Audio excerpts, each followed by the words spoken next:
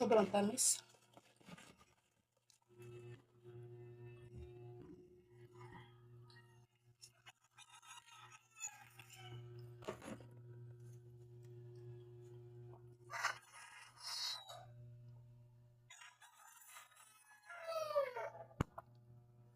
Sa mga nagtatanong pala kung ilang taon na yung anak ko.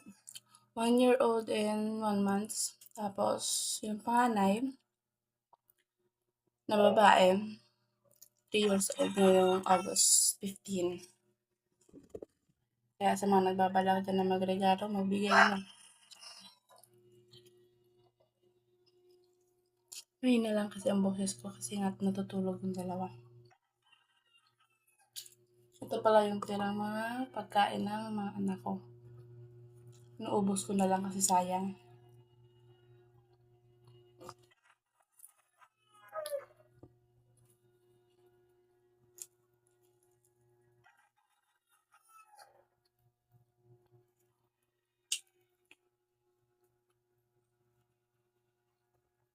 Hindi naman kasi ito pwedeng ulamin pa mamaya.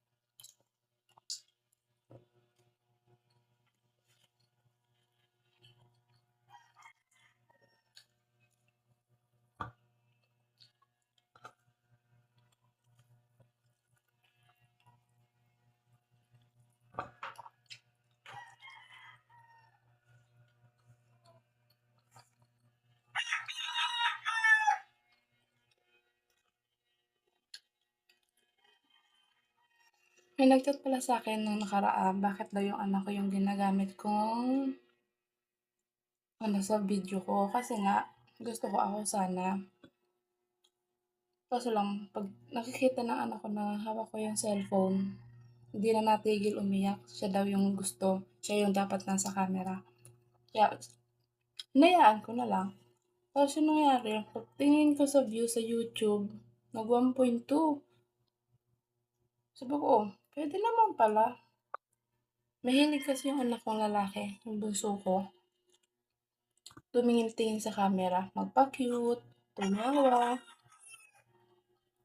Pag hindi mo binigay sa kanya yung cellphone or hindi mo tinutok sa kanya yung camera, iiyak yan. Kaya hindi ako makapag-vlog. Tapos nagtanong si Ma'am Aida kung ilan na daw yung anak ko. 3 na po. 3 na po yung anak ko. Yung isa po, 9-year-old. Tsaka yung pangalawa, babae. Magti-3 ngayong August. Tapos na, yun nga po yung bunso, yung baby pa. Yung si Ace.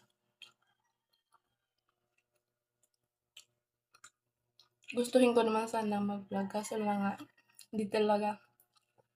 Kailangan may pamalit na cellphone bago mo makuha yung cellphone. Ikaw yung sa tututok sa camera.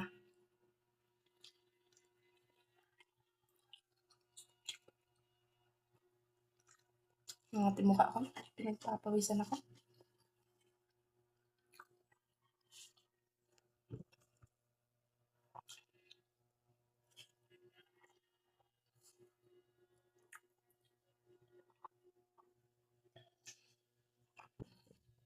Tsaka hindi ako basta-basta nag-iingay.